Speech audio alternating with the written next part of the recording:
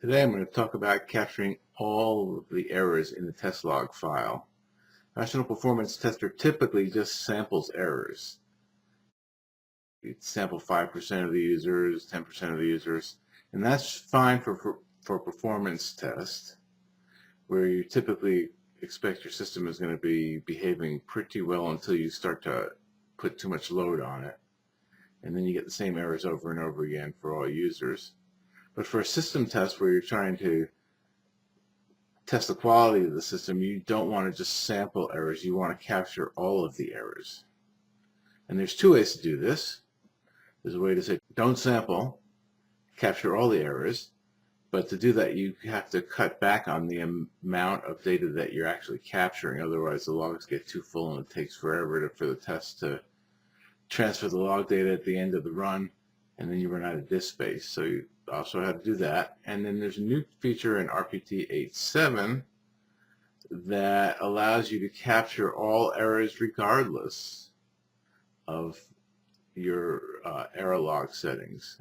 But for that, you have to use health failure detection, which is something that's new to RPT 8.7, and I discussed that in lecture 14.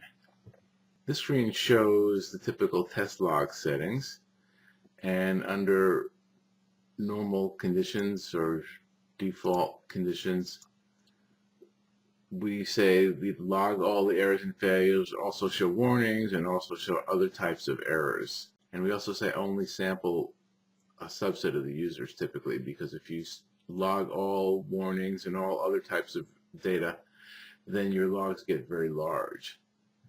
So what I'm showing here is that if you uncheck also show warnings and uncheck also show other types of data and also uncheck sample information from a subset of users, you will get errors that show up from all users. And you won't get anything else, but you'll get all the information about the errors. So that is the old way, and it still works, to show errors, all errors. On the bottom part of this screen, I'm showing the new way of capturing all errors, even when you're sampling users. So this option is new. Number of health failure events to log regardless of logging. And what I was saying here is, for only sample for a subset of users, I say 100% of the users. I think if you uncheck only sample from a subset of users, it has the same effect. But basically, anything that's flagged as a health failure will be logged even if the user is not one of the 5 users for each group that they're sampling. And so this is a new feature. See lecture 14 for a discussion of how to set up capturing of health failures. But with this setting, you'll also capture 100% of the errors, even if you are only sampling a subset of users. Right here, I'm looking through the test log that was generated, only logging errors. I discussed the test log more in lecture 9.1.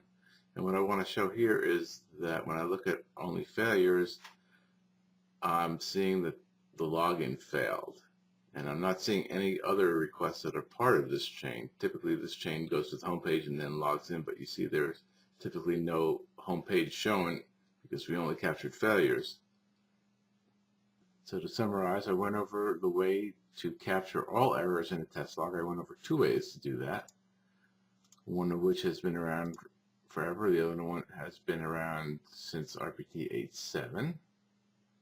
And this is a very useful option if you are doing system tests or functional testing, and if an error occurs, you want to make sure you have captured it in the test log.